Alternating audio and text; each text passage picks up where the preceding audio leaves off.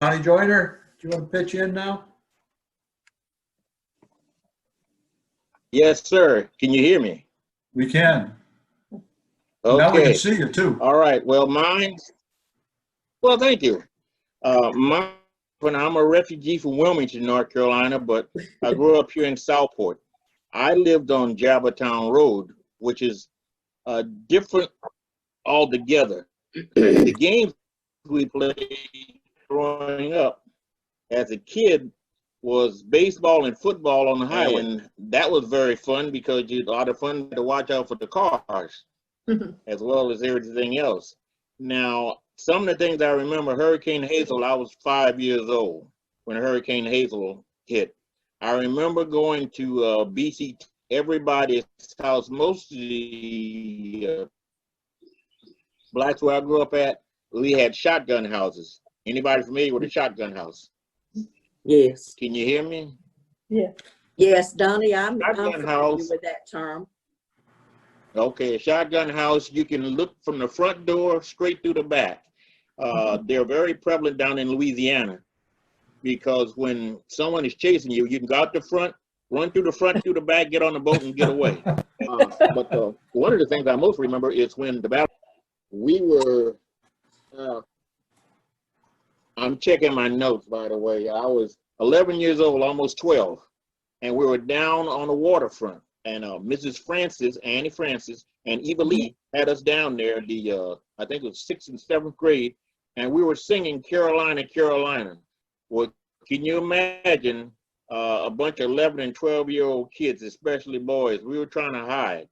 That was one of the things. There's so many things that I can remember growing up. It'd take too long. Growing up in Southport was an experience. I grew up, like I said, on Jabbertown Road. Some of the people that I hung out with was Steve Clemens, Greg Clemens, and Milton McCracken. Steve and Greg were cousins of mine, and Milton was a good friend of mine. Later on, we were joined by some of my younger cousins, along with a young man named Billy Floyd, and there was a little blind kid named Charles Drew that we hung out together. And they also played football. The baseball and football for a while was played on the highway. Growing up at BCT, I started, I actually went 11 years because I got lucky. I missed the 2nd grade, but I ran into the 3rd grade, Miss Estelle Swain, a teacher. Bob, you wouldn't have had to put up that Pledge of Allegiance because if you didn't know it, she would give you a good tanning. So I know the Pledge of Allegiance front and back. Some of my other teachers were, let's see, one that, Miss Annie Francis. She was one of my favorite teachers. And then there was Anthony Davis in high school. And from after high school, I went to Cape Fear Tech, which is now Cape Fear Community College. And let's see, I left Southport in 72 for a short period of time. I went to Texas, California, and a few other places. I came back.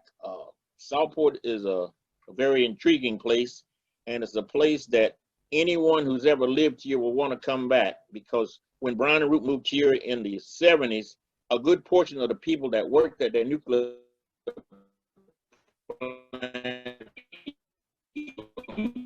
Texas wound up staying here. And I'm happy to answer any questions you have. And like I said, forgive me if it cuts in. I tried plugging it up and it got worse. You went to BCT. Was BCT also 1st grade through 12th grade? Yes, it was. Now you got to remember one thing. In 1960, school year, they changed the name from BCT to BCH, Brunson County High School. So what was it like being in elementary school with all those big kids around you? Well, it was sort of like Southport High. Southport High had upstairs. We were on the southern end of the school, and the kids, the high school kids, was on the northern end. We were on the southern end, they were on the northern end, but the thing that struck fear in most elementary students was Miss Estelle Swain. Had nothing to do with high schoolers. We could handle high schoolers. Miss Estelle Swain was the one. That lady did not play at all. And I tell you, she was a third grade teacher.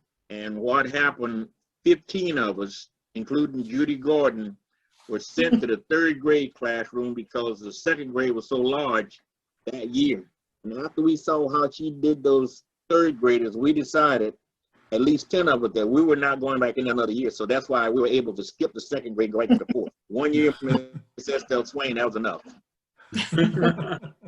What's the funniest thing that ever happened to you when you were in school? Well, Bob, I sort of halfway plead the fifth. There was an incident at my senior year.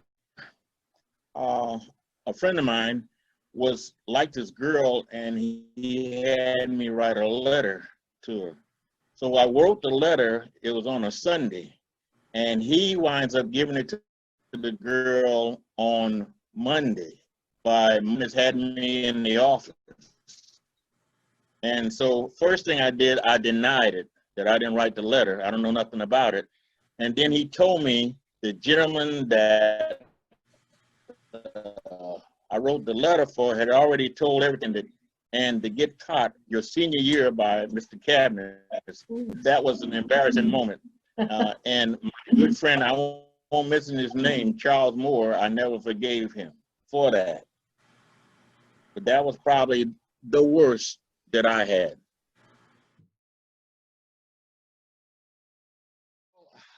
My dad paid me not to work. I know that sounds crazy, but we went to the blueberry farm. It's called Graham's Blueberry Farm. That's where you now have Lowe's Food. It was a blueberry farm out there, and I believe it was Max had a house over there. Mm-hmm. And you got paid 50 cents a carrot. And for those who don't know what a carrot is 12 pints of berries, 2 other pints of berries, that's what they call top it off. So you got 50 cents a carrot. My lunch per week was $3 or $4, and I made about $1. So my father said, it's easier if I just give you a $3 allowance and have you not work anymore. I'll save money.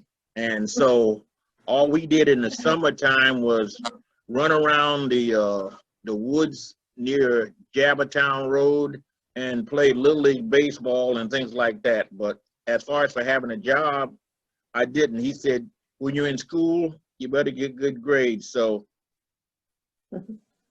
that's why I always try to excel in school, because like I said, the job I had, the berry farm, I'd already figured it out. I was going to make $10, but after the first day, making no more than $1 a week. So that didn't work out too well.